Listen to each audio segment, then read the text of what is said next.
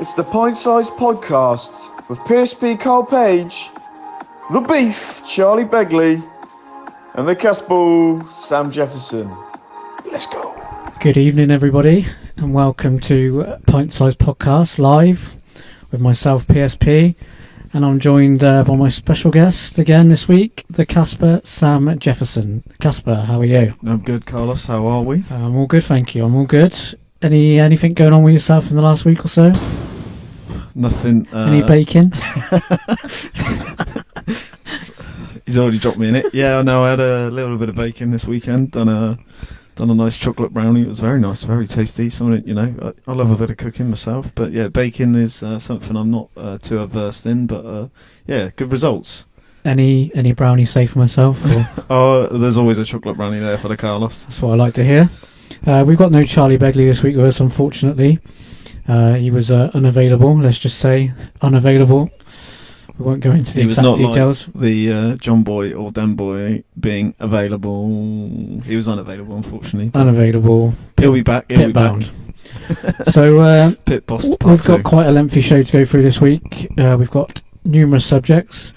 We're going to start with the football from the weekend, and quickly refer back to last week, mainly Man United, which is a shame Beef isn't here. So we'll start with Man United against Sheffield United last week. Casper. Wow, it's lovely to see that the Beef said United are going to win the league. They're going to win the league, and then they've drew and lost. Well, lost and then drew the last two games, and they're coming back down to earth.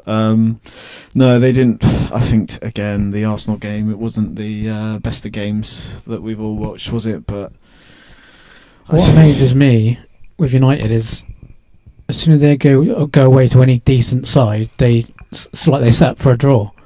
And Arsenal had three key players missing. Tierney was missing, Aubameyang, and one other. I can't remember who. But yeah, he set up like he was happy for a draw. And I think Arsenal are not the best side, especially with three of their key players missing. You got to be going to try and win those games. If City are going there, they're going to win there 3 or 4-0. You can't be, if you want to win the league, you cannot be going to Arsenal. Well, you've got to be winning there, like you say, with those players out. I know, watching it, Roy Keane was doing his usual slagging off United, but he was right. If they do really think they're going to win or can challenge for this league, they've got to be winning them games. It's I don't think anyone other than Man United fans believe they had a chance anyway, but no, it would be good for the league if they can hold on for as long as possible. Okay, well, it just adds on it, because obviously the last couple of seasons just been Man City and Liverpool, but it is a lot better when there's another third, fourth team trying to win the league. It makes it better viewing for everyone, doesn't it? Makes it a lot more interesting. So they'll come back. They always do, won't they? But yeah, I don't know what it is about them. They're on paper they should be a lot better than they are. I think it's even now second in the league, but the defensives. I don't know how they get away with it. I personally think they're awful at the back because Harry Maguire's terrible, but shocking. They've got some class players: Fernandes, Pogba, going forward, Rashford occasionally, but I think Rashford's overrated, and I think Martial's very poor. Ooh, interesting. Well, Martial at the end of last season looked like he was going to be the next best thing, but yeah, he hasn't kicked on this season. Very poor. Cavani though, he's doing everything right, making all the right runs. He looks a proper out-and-out striker, which I think they have been sort of lacking a bit. They've got, obviously, the only other one is Rashford, but he's still playing well on that left-hand side, and I don't think he's overrated. I think he's class. I really do enjoy, for a Liverpool fan to say that a United player's class. Is it about the school dinners though? No, it's nothing to do with school. Well, you can't go wrong with the old turkey Twizzlers, can you? Chicky and dinosaurs. And they're back on the shelves in Iceland now, apparently. Oh, now we're talking. But yeah, so the second, obviously 3 points behind City, and they have a game in hand. Liverpool, I will gladly mention, had 2 good wins in London. Obviously Spurs, which we never lose to Spurs. Spurs are terrible. And West Ham, which I was a little bit more worried about because our starting lineup wasn't the best. And West Ham have, what was it? They had 4 wins on the bounce. Yeah, 4 wins, 5 wins on the bounce, and then. Obviously, the big boys, Mo Salah turned up. He's starting to find a bit of form again. 2 fantastic goals, especially his second goal. The ball from Shaqiri in the first touch just to kill it. Great. And then nick it past the keeper. But it was. That's what we like to see. That's Liverpool on the quick on the counter, quick ball, straight up top. No one can compete with that. But all these teams now, they've worked it out. If you sit deep and put men behind the ball, we do struggle. That's where we struggle. But they look almost back to, nearly. Especially going forward, back to their best. Nearly. And that was even leaving Firmino out last night, and obviously defensive troubles and Nat Phillips having to play. I think he and looks all right. Henderson's been immense at the back for a central midfielder just to move back. Fabinho as well done the same, but we've got 2 players. Looks like we're coming in. We've got Ben Davies from Preston, and some geezer from Marseille, I think. No, it's it's Schalke. Schalke, some Turkish guy, some 20-year-old. Which, I mean, I think Ben Kabak. I think that's how you pronounce his name. They are after Kaleta Carr from Marseille as well. Yeah, but I don't think that will happen. Well, they don't need 3. Wow. I think that Ben Davies, the only I would have him is because I know he hasn't played in the Premier League, but he's at least used to English football, and he's left-footed as well, which does help. We haven't got no left-sided centre-back. So. He was supposed to be signing for Southwick on a pre-contract agreement because he's out of contract at the end of the season. Yeah, that does put me off. That's why they've snapped him up for 2 million. Yeah, if he's going to Southwick, it would put me off as well. Anything that goes to Southwick puts me off. But another good result finally a good result for your boys. Oh, I'm delighted to talk about this, Casper. So for those of you that don't know, I'm a Newcastle fan, and it's been pretty appalling to watch the last 5 or 6 games. But we beat Everton away at the weekend, and should have been 4 or 5 to be honest. Callum Wilson scored twice, but he also missed an open goal and hit the bar and post. We actually looked a really good threat going forward, and we looked solid at the back against an Everton team who, with 2 games in hand, could have gone up to 2nd or 3rd if they won those games. So massive win for us, and I think hopefully now we'll kick on. Well, it gives you a lot of breathing room. Now you're 8 points clear. I know Fulham have got a game in hand, but you're 8 points clear. Stops the rot. Most importantly, like you say, Callum Wilson even said after the game he should have had a hat-trick. He was a bit disappointed, but I have to agree. You look really well, really good. I thought you were definitely the better team and definitely deserved to win. So maybe I think you've just signed Maitland-Niles as well. No, he's gone to West Brom. Oh, West Brom is it? Yeah. He's gone to West Brom. Yeah. Over Newcastle. Yeah. Well. Oh no, you're trying to get. We're signing Joe Willock from Arsenal. From Arsenal, yeah. He's not bad. He'll do a job for you. Yeah. That or I think still that Leicester player. That's the young kid. I can't remember his name. Hamza Chowdhury. We're trying to sign. Yeah. Yeah, he'll be decent. We just need a few reinforcements because we're not the biggest squad. No, definitely not. More people in means less chance of Joel Linton playing. So. What are you on about? The 40 million? 39. 39. Sorry. 39 legend. 39 million. Absolutely. Incredible. 21, 28. Never spend any money, and then when we do, we sign him. That was very strange. But yeah, from no real massive shocks, I'd say the only one that was a slight shock was Leeds against Leicester. Leeds winning 3-1. But Leicester without Jamie Vardy just ain't the same team. They're going to struggle without him. Yeah. Definitely, Leeds are a funny old team, aren't they? They press so well, and they seem to be the fittest team that I've seen, especially in the Premier League. It's not a massive shock when Vardy's not playing, but they've done that to teams, and then they end up getting beat 4-0 the next game. They're a strange side, but good to watch. With Bielsa on his bucket. Bielsa on his bucket. That is unbelievable. He's a class manager. He's unbelievable. He gets players playing for him. And the development of their team. I mean, a year ago, before he took over, they were bottom half of Championship, and now pretty much the same team. 1 or 2 changes, obviously. He's in the Premier League, mid-table, flying. What makes me laugh about him is that he still doesn't speak in English in his interviews, and he's been here. It must be his 3rd season now, isn't it? He always has a young lad translating for him. But he must know. Oh yeah, he must knows. be able to. But yeah, he just don't want to get caught out. I think it's part of the stick as well, isn't it? Because I don't know. He's a weird guy, but he knows his stuff. That is for sure. Massively experienced. We've got. I wanted to talk about Spurs' horrific performance last night, mainly because they let me down on a bet for crack on. 320. I always like slagging off Spurs. I was waiting on Spurs and Barca for 300 odd, and Spurs had 0 corners, 0 shots on target, and 1 shot on goal. Classic Mourinho, isn't it? in 90 minutes against Brighton, I think, who hadn't won at home in 14 games. Incredible. You've what stat pack have you been building? That's some cracking stats. Someone sent it to me last night after don't say after that. I was moaning. Claim So I it. obviously Claim it. remembered it.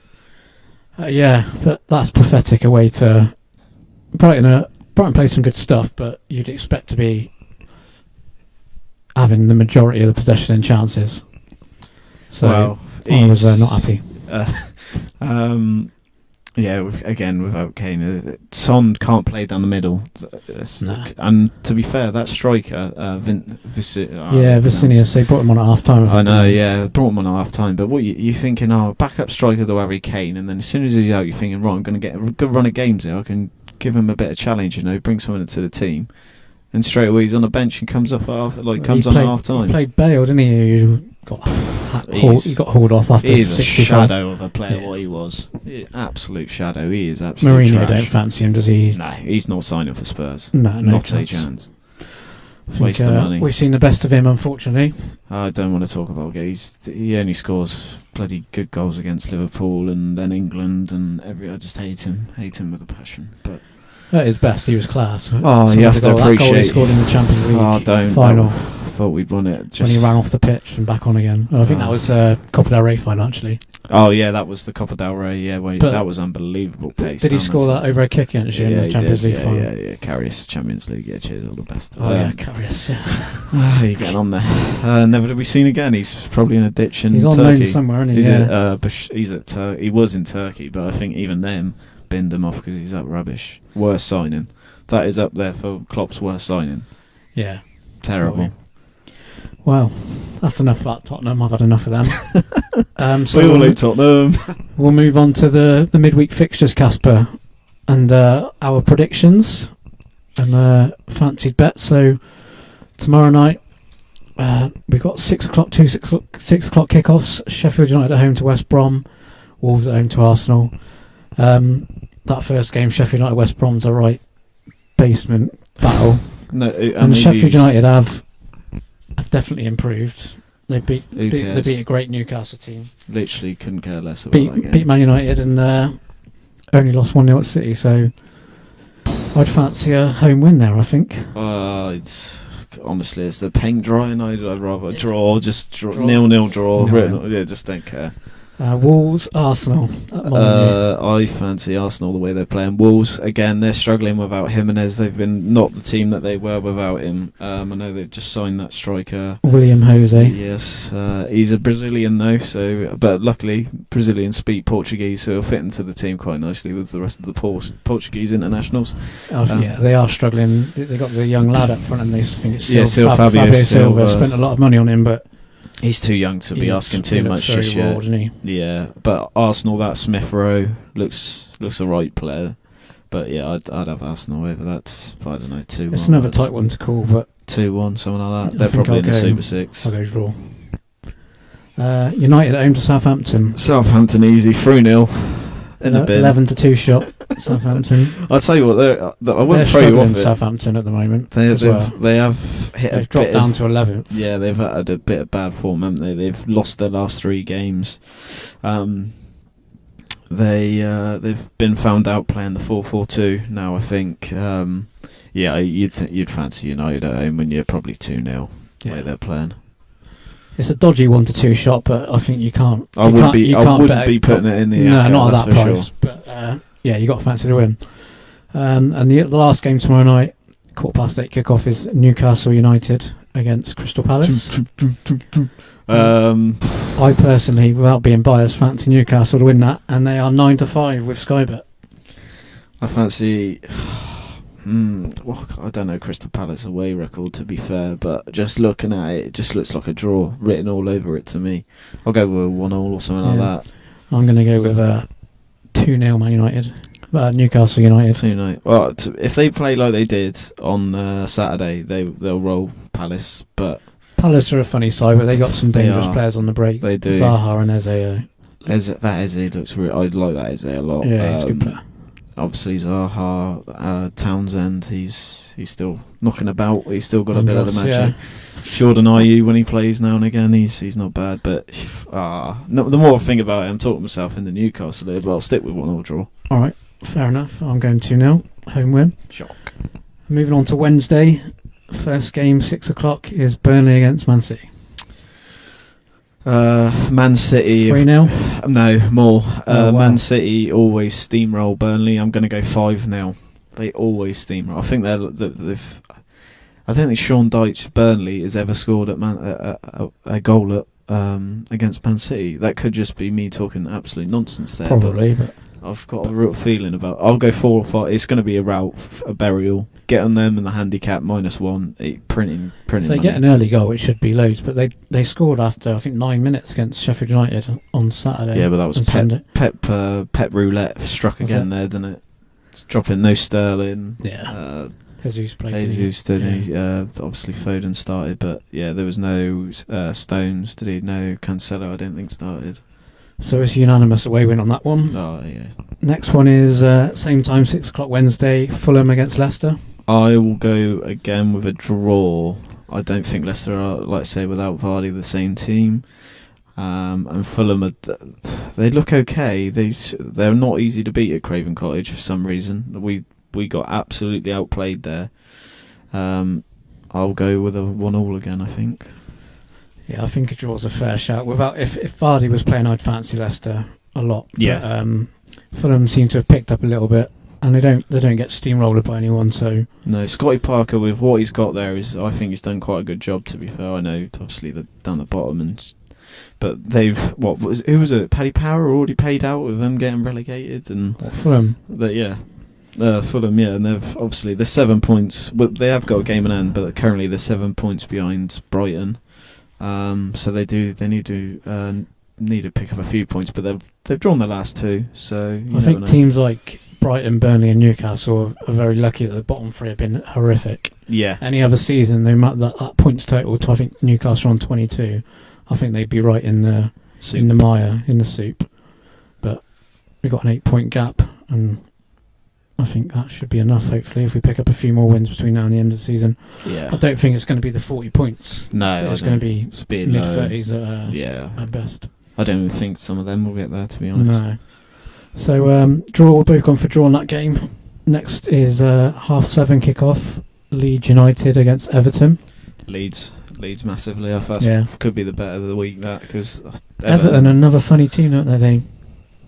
Some weeks they look good and you think Ancelotti's really got them playing, and they look like they can challenge for top 4, and then they just lose to some load of rubbish out of nowhere, like at the weekend. DCL was an absolute myth, I think. He's been found out. He's not scoring. You not reckon? He doesn't do it. He's not as prolific, is he? But he's still... Was he on 11 goals? I don't know. I just the Leeds massively for me. Yeah. It's a tough one to call for me, but I think I'll go Leeds as well. I think 2-0, something like that. By the odd goal, Leeds. Next, 8:15 kick-off. Battle of the Claret and Blues. Aston Villa against West Ham. Tough one, this. That is. I've no strong opinion, to be honest. It's very very. I think I just fancy Villa, just because West Ham are coming off that good run and have just had a defeat, and Villa won at Southampton. I would tend to agree with you, but I don't think there'd be many goals. I think it'd be a 1-0 either way. But I'll go Villa are really dangerous at home. I'll go Grealish and Grealish is unbelievable. Watkins, Traore looks good as well. Grealish has been unbelievable this season. Yeah, Ross Barkley back from injury. That's a big plus for them. That's a good mention. Yeah, they're a good team. They're a good team. So, what are you saying? Draw? No, Aston Villa goal. win. Yeah. Both home win there then. Next one, this is a Stonewall 0-0. Liverpool against Brighton and Hove Albion. Well, we lost. We drew at Brighton 1-0. Should have lost because they missed a penalty. They got given a penalty, which is the softest penalty. I still don't even know it was a penalty because none of the Brighton players appealed. VAR hits again, but obviously I'm going to back Liverpool. If we're playing like we are at the moment, I'll go 3-0. Yeah, I think if they get the early goal, there's possibly still a lack of confidence at home if Brighton hold up for say the first half hour, but Liverpool get an early goal, I think it could be 3 or 4. Yeah, I agree. So yeah, that's unanimous. And then the last game, which is Thursday night, Tottenham against Chelsea, London derby. Very, very difficult one to call this because Tottenham have been absolutely horrific the last couple of games. I tend to fancy Chelsea actually. I fancy Chelsea. Tottenham do turn up in these games, so they're weird at like this. They do turn up in these sort of games, but no, I fancy Chelsea, and this has big top 4 implications. Whoever wins this, I think the other one's gone. I don't fancy Spurs for top 4. I never did. I fancy Chelsea massively for all of a sudden. I don't know really why. Tuchel's not exactly the best manager I've ever seen, but their team on paper is very, very good, very good squad, and I think Leicester having the injury to Vardy's going to cost them. I obviously think Liverpool, Man City, Man United are going to be the other top 3, but I would be getting on Chelsea to finish in the top 4. They're 7-4 at the moment. I think that's a big price. I think that's what I'd be doing. I think if they can get Werner scoring goals, and I said on the podcast last week that I rate him highly as a player. If you watch him closely, his movement and his work rate and his build-up play are all top class. But he just obviously at the moment struggling to put the ball in the net. Oh, with Tuchel. Oh, just dropped my phone. But sometimes when you're on a bad run as a striker, you just need to get a lucky one off the shin or off the ass. Yeah, that's when he obviously. All part and parcel, and a bit of luck goes a long way for someone like him. But confidence is everything in any sport. Yeah. He even said in the interview that it has been affecting him, and it is playing on his mind that he still hasn't scored. But it will come. He's a class player. The goals will come, but that is their only problem at the moment is scoring goals. But it looks like he's going to be playing Alonso ahead of Chilwell, which is interesting. Yeah, a lot different kind of player, don't they? Alonso's a big goal threat. He's for a full-back or a wing-back. He's got a good goal record, and interestingly, he's playing Hudson-Odoi right wing-back. I don't know if he's going to persist with that away from home at the better teams, but it's definitely a good option for them when they're playing at home to a team like Burnley or anyone in the bottom half where they know that they're going to have 70% possession. That he doesn't really need to defend, does he? So. No. I get his thinking on that. He looked very good yesterday. I think Rundiger is not a bad centre back as well. I'm surprised Fat Frank didn't play him. I thought Rundiger's their best centre back, to be honest. But time will tell. But I would have Chelsea top 4. That's what I'm thinking. That's what I would suggest. I agree, yeah, I think they're going to go on a run at some point. They've got too good players. They can afford to lose 1 or 2 and still have a decent squad. Whereas Spurs. Once Kane's gone, which obviously he has now, and once Vardy's gone, they're really struggling. So I think they're probably favourites out of the after the top 3 to nick the 4th spot. So that's it for the fixtures for this week. Casper, I want your your nap of the week in the Premier League. Just a single. I would say Leeds then. Leeds. I don't even know what price. 11 to 8 Leeds. Oh yeah, that's a good bet. 11 to 8. I will go Newcastle 9-5 to Crystal Palace. And just an outside bet for you is Newcastle to finish top 4. That's my outside bet. No, Chelsea top 4. I'd definitely be all over that. If I Newcastle 1-5, top 4. All the best. Right. Bottom 4, more like. Let's move on from football. We'll move on to the German Master Snooker. Which was won by Judd Trump. Shock. Beat Jack Lazowski 9-2 in the final. I didn't actually see a lot of it, to be honest. Any of it at all, let alone the final. But I did. I've had it on during the week. It's nice to. I can easily have it on mute and have it on low in the background and Trump was away. 5-1 down. 5-1 down to and Big Barry Hawkins in the Bingham. Barry Hawkins, yeah, he was 5-1 down, and I'll show you a shot. I'll send it to you. He played a shot on the green. It was a banana to get on the green. It was unbelievable. What shot? Yeah, I saw it. Yeah. Where he loaded check side and come off the cushion and just stopped. It was unbelievable shot. And then he played. Did you see that shot where he was? I think it was off the back up the top rail, reverse side, knocked it over the back. Yeah, unbelievable. I mean, that he's the only player. Not even Ronnie's capable of doing things like that consistently. not a chance. But it's when the frame's won at the end and he's got the turn, some of the shots he plays are just ridiculous. he's The power that plays the shots with. Obviously, we know that naughty. the more you play with power, the more difficult the pot, and he's just absolutely slamming them in round the table 16 times. He literally makes the game look so easy. It's ridiculous. But yeah, good from Jack Lazowski. Obviously, it's him and Trump come up all the way through, and they practice together. So it's always good mates off. So it was a hard final for her, and Jack just never got going. And it's one of those. I think when you're playing your mate, that's 2 ranking finals in a row they've both been in. Obviously, they missed the Masters, which isn't a ranking event anyway, but they both were in the final of the previous one before the Masters.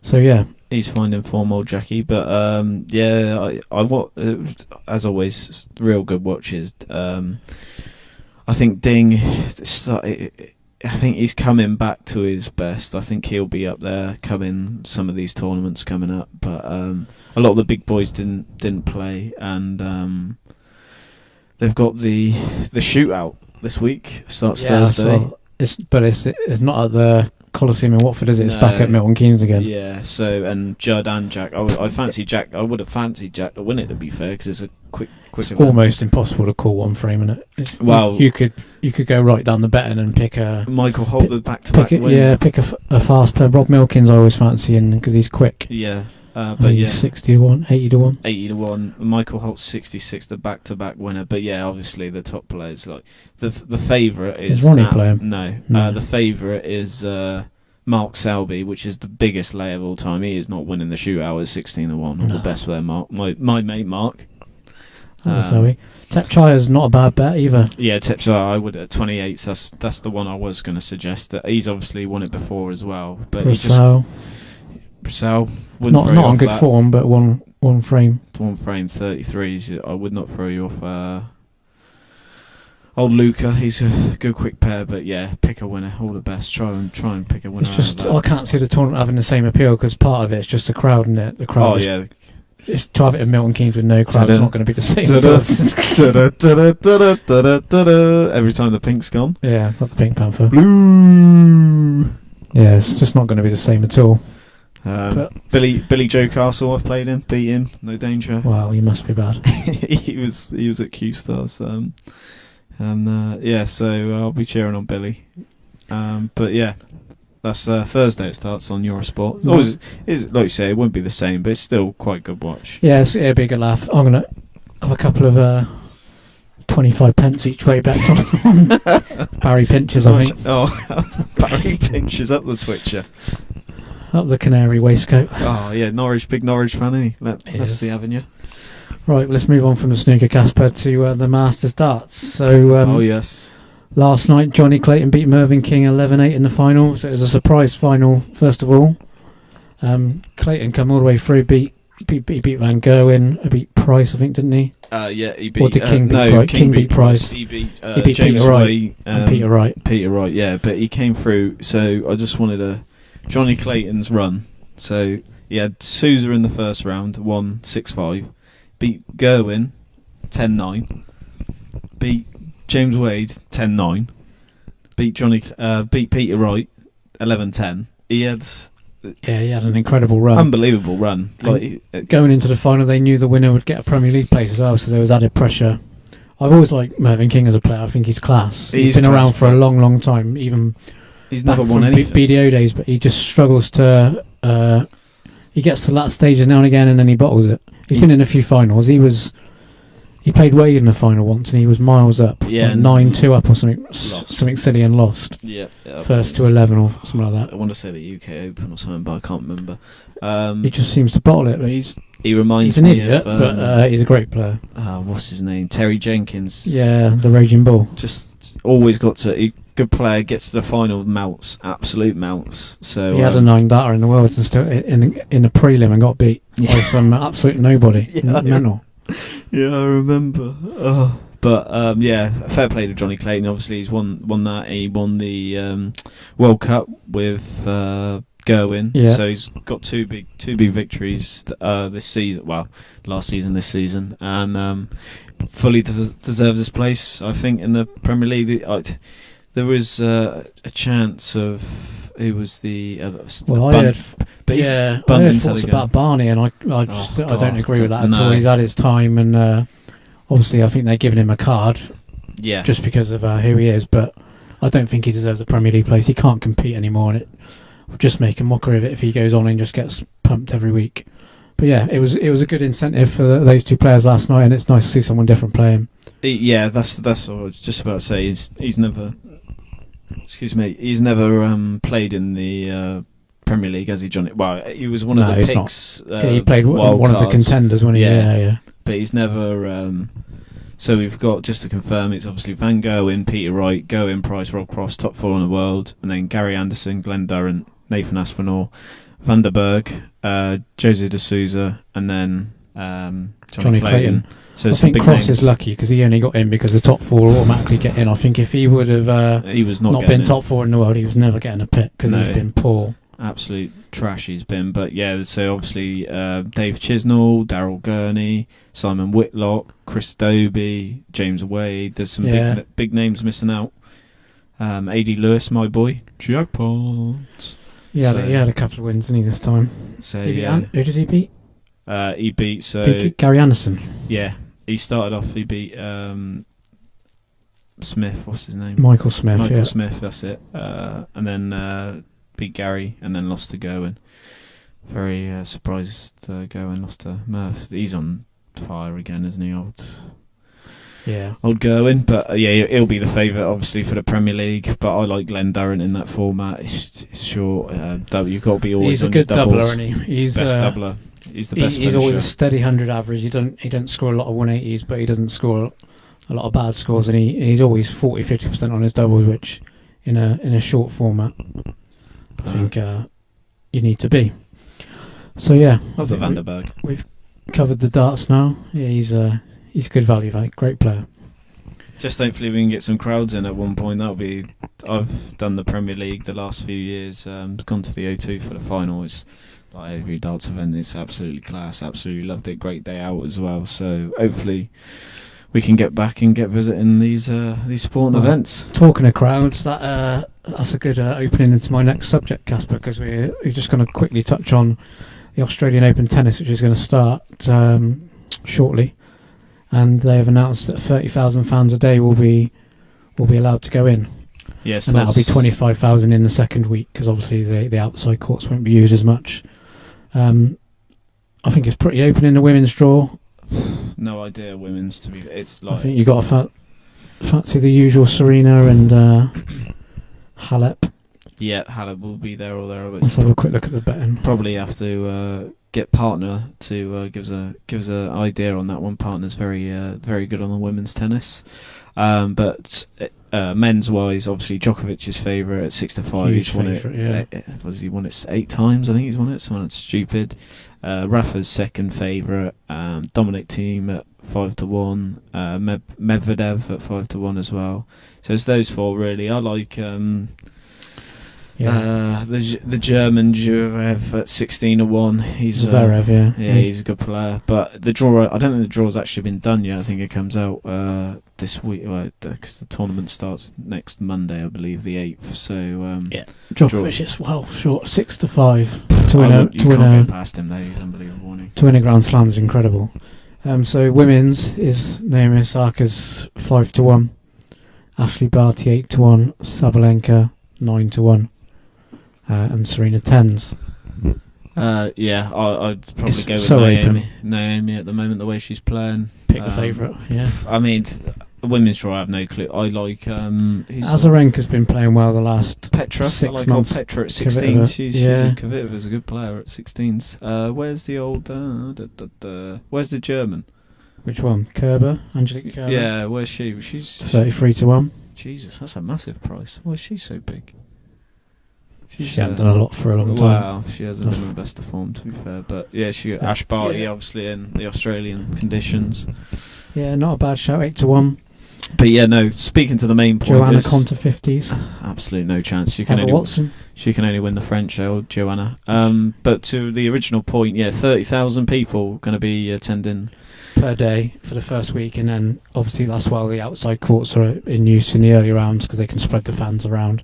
Then it's 25,000 in the second week when there's less courts available. But I think it's the main stadiums are going to be good to see. Half full.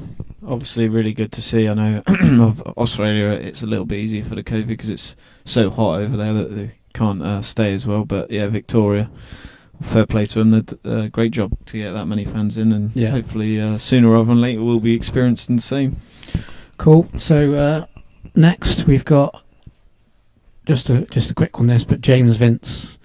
He was on for those of you who haven't seen it, it's on YouTube.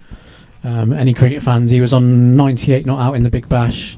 They needed one to win. He was on strike, so obviously if he hit anything 2 or over on the last ball, he got a ton.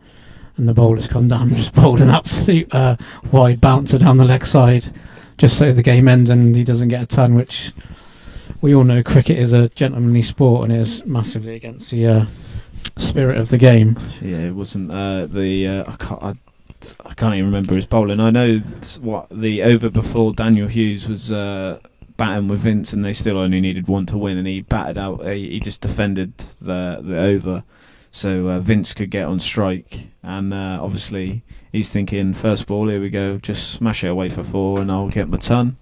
And unfortunately, the bowler decided to bowl a wide, so it wasn't the proudest of moments for cricket fans and for the sportsman behaviour. And Vince looked like he was just about to knock the bloke's head off for a minute, but no, it was, you don't like to see it, but it's sport, innit? Amazing what happens when you... The game is gone, so he obviously just thought, I don't want him to get a ton, and I'll just annoy him. We all do stupid stuff when we're a bit... He did apologise straight after, kind of realised what he'd done, but yeah, not good. So that was just a quick one. So we're going to move on to Brisbane Heat are in the final. They're in the semis at the moment. So they won the other night against the Thunder. They did. The other morning against the Thunder. So we're through and up the Heat. That's all I'd say. Up the Heat. So next we've got a new segment. Is we discussed amongst ourselves that we're going to each week just talk briefly about someone inspirational in the sporting world. So someone who might have faced adversity or someone who's had massive achievements, etc. So the first week we're just going to touch on Rob Burrow, who is a former rugby league star, retired in 2017. He had a glittering career with Leeds Rhinos. So he made just under 500 appearances for Leeds Rhinos and played for England and Great Britain.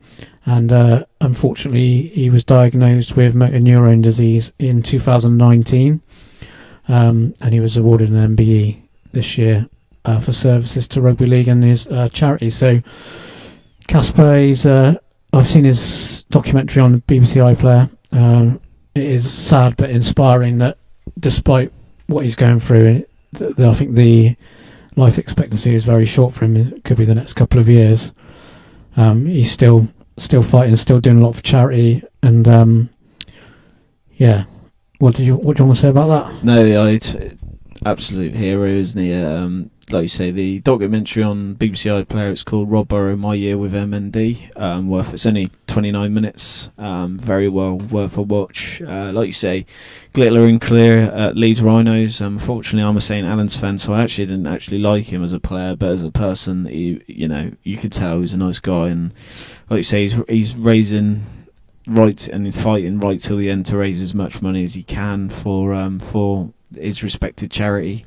Obviously, you never wish anything like this on someone, but it's just shows that it can happen to anyone, sort of thing. A proper fit sportsman as Rob was can unfortunately hit you with such a disease. They have raised absolutely millions. His ex-captain Kevin Sinfield, he did, I don't know what it was, like 7 marathons or 31 marathons in 31 days or something like that, and raised up absolutely millions. I've just got life expectancy up here of the disease, It says in about 50% of cases will only live for 3 to 4 years after symptom onset. Some people manage to live up for 10 years. So on his documentary, he's really struggling to sort of get his words out and speak. And I think I don't know if he's in a wheelchair now, but he was really struggling to walk. And he's only retired 3-4 years ago. So it's a horrific disease. And it's going to unfortunately get him very young. He's only 38 at the moment. So yeah, we just wanted to raise awareness of that disease, and it's a good charity to give to if anyone is keen on donating. And next week's story, inspirational, is Billy Monger. Yeah. Billy Monger, for those of you who don't know, is a young race driver. A couple of years ago, he had a massive crash, lost both his legs, but save it for the podcast next but week. Came back and returned to racing. So we'll go into more of that last week. But yeah, just a massive respect and big up to Rob Burrow.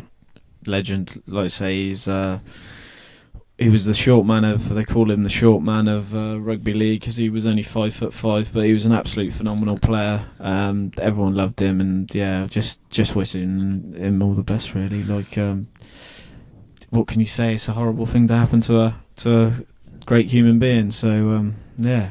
All I would say is give his documentary a watch, because it is really sad, but it will open your eyes to the disease and just about the guy in general. He seems a lovely bloke. So yeah, all the best, Rob. So Casper, we're getting towards the end. Ain't got too much left. We've got top 5 TV series or TV programs of all time. This is our usual segment where we just end with a top 5. What are you saying? How do you want to? What are we doing? 5, or are you going to go all should we your do 5? One at a time? One at a time. Spoilers? No spoilers. So a little bit of background on your show. It's hard to put them into. I can't really put them into an order, but I'll just give you one at a time. I'll go with. No, come on, you got. This is top 5. It's hard for an order. I've known my number 1, but come on, you've got to do an order. 5. Can't do an order. We faffed about. I'll go Friday Night Dinner for my number 5. Oh, classic, absolute classic. Lovely little squirrel, that Jackie. Great TV program. Winston, R.I.P. No spoilers. Yeah, great show. I heard that they might be doing a special because I think it's 10 years since the first one came out. Mental that it's 10 years. I know, unbelievable. I've rewatched that twice since the whole lockdown first, second go. Yeah. Unbelievable series. Yeah, very very funny. Great. Simple, but simple very comedy. Funny. Often simple comedy is the best. I agree. That's why you're so popular. Can't argue with that. Everyone loves a bit of the Casper. Number 5 for me. I've gone a little bit different theme from Carlos. Carlos has gone a bit more comedy. I've gone more sort of actual how do you explain it, more drama, your typical TV series sort of thing. My first one is number 5 is a show not many people probably would enjoy. Actually, it's called Mr. Robot. It's basically about a computer hacker. Never heard of it. No, it's I'm not going to bore everyone. It's very in depth. It's very, you have to pay attention. It's very coding. It's very complicated, but it's a great show. What's it on? Prime, I think it's on now. But it's one of those where it's a real thinker, and the twists in it are unbelievable. I'm not going to bore everyone because it's my sort of thing, and IT and all that sort of stuff. But he's got mental problems and split personality, sort of like bipolar and stuff as well. So it's worth a watch in these times if you're into sort of coding and hacking and things. But yeah, that's my number 5. Number 4, I'll go with Porridge. Oh, Norman Stanley Fletcher. Absolutely, Norman Stanley Fletcher. I loved him when he's in the prison and all that lot. Doing what's it? Escaping the movie as well. Escaping from prison to escape back in. The movie's not so good. No. Some of the episodes are class. And when they all go out, they get all let out for the day and they start digging the road, and he gets on the bike and goes to the pub. Just a great. Can't go wrong. Great program. My number 4 is Game of Thrones. Never seen it. Unbelievable. I don't know. Intend to either. I don't know. To be fair, when I first got told, look, it's a show about Dungeons and Dragons. Yeah, it's just not my thing. I went, I am not watching that. I honestly, I watched the first episode and was like, I've got to watch the next one. Got to watch. Before you know it, you've done 3 seasons. You're like, what day of the week it is? It's a great show. Obviously, everyone's seen it. Or 90% of people have seen it. Ending's not the best, but that's the only downside of Game of Thrones. But it's definitely, you've got to watch it, mate. You have got to watch it. Oh, I'll pass, but maybe one day. You've got to watch it. My number 3 is Bulletproof with Noel Clarke. The missus will like that one. Yeah. Emily likes that one, yeah. Hi, Emily, if you're listening. She won't be, but okay. she likes that one. She it's, bangs on about me to watch the first couple of series are great, but I've just seen the last one in South Africa last. Oh, yeah. Only 3 episodes this time, but very good. And Noel Clarke's always been good value, even on the old films, Kidulthood, Adulthood, Brotherhood. Seen them, have you? I've seen, I don't know if I've seen Brotherhood. I've definitely seen the other 2. Yeah, Noel Clarke classic. But yeah, I haven't got round to that. It is on the to-do list, so I will be watching that. My number 3 is the absolute classic Breaking Bad. Yeah, I agree with that one. It's absolutely one of the best series you could, at the time, on something out of nothing. Like the concept of the show, how the creators thought of that was brilliant. And obviously, we all love Walter White. We do. Yeah, you can't go wrong with that. It's very, very long. But was it 5 seasons? It is obviously 5, 6 series. I think it's 5 off the top of my head. But every episode, something's going on. It is. For anyone who hasn't watched it, you definitely, out of all of them that I would suggest to anyone, it would be Breaking Bad. The others are a bit more specific, but Breaking Bad, anyone can enjoy. I think you're right. Yeah. Number 2? Number 2, I'll go with panel show Would I Lie to You? Oh! Mainly for Bob Mortimer's stories on that. He is an absolute legend. I tell you what, the stuff he does, I liked him on Shooting Stars. Yeah. That was a great show. And Angelos, I used to love Angelos. Angelos, what's in your bag? Angelos, tell me what's in your bag. Class. Oh, what a character he is. He's unbelievable. He's a weird guy, whatever that comedian's name is, but every character he plays makes me laugh, makes me cry. He's great in Friday Night Dinner, that one episode. Oh yeah, I forgot he was in that. Yeah. He was absolutely superb. Yeah, great show. I think Bob Mortimer. Well, there's a couple of guests that are always good value. Rod Gilbert, the Welsh comedian's always good. He's got some. He's another one like Mortimer, where you think that it can't be true, not physically possible, and it's true. And it is. Even to the point, Bob Mortimer, every single story that he tells they're always true. And then he said the one that it was a singer. There's a singer that put an egg in his bath. I haven't seen that one. And David Mitchell said it is true, and it was false just because every other story is true. Even things like doing his own dental work at home on a kitchen island, sat in a gaming chair. He's brilliant on Taskmaster. Nutcase of a bloke. You've seen Taskmaster? Seen bits of it, yeah. You need to see the series that he's on. It's absolutely unbelievable. Greg Davies. Yeah. And, he's good Alex as well. Horn. They're really... Yeah. Is Alex? No, not something Horn. Yeah, it is Alex. He's Horn, usually on 8 out of 10 Cats Does Countdown that's with another his band. Great show. Yeah. Oh, yeah. No, that's a great one. Number 2, absolute classic, this one. Bit old school, but Sopranos. Tony Soprano. Never seen it. Oh... It was the first proper series. This is the series of the first one that all these shows followed. Set back, obviously, this is 15, 20 years ago, and unbelievable. It was a great series. The ending is, I don't know if I like it or I don't like it. It's a fantastic ending. Great show. Definitely worth a watch. 100%. Old Tony. So number 1 then, Casper. My number 1 is Only Fools and Horses. Old Baby will like that one, wouldn't he? Old Baby. Yeah. You can't. There's no other answer you can give other than that. Chandelier. That is the best TV show about. There's some classic episodes. Chandelier is one of them. One of my personal favourites is when Rodney's asleep on the sunbed. And Dalwood turns it up and he falls asleep. Oh yeah, I know. And then to get revenge, he basically goes hang gliding. Dalwood goes hang gliding, and he's trying to get out of it. And Rodney said, "I know what we'll do. We'll pretend my car phone's ringing. We've got to get off." And so Dalwood gets all the kit on, and then he goes, "Is that my car? Is that my phone?" I can hear ringing, and Rodney goes, "We haven't got a car phone." And then that boy ends up hitting a telegraph pole. Classic. Or the I've got 2 aces, and I got another 2 aces. 4 bloody aces.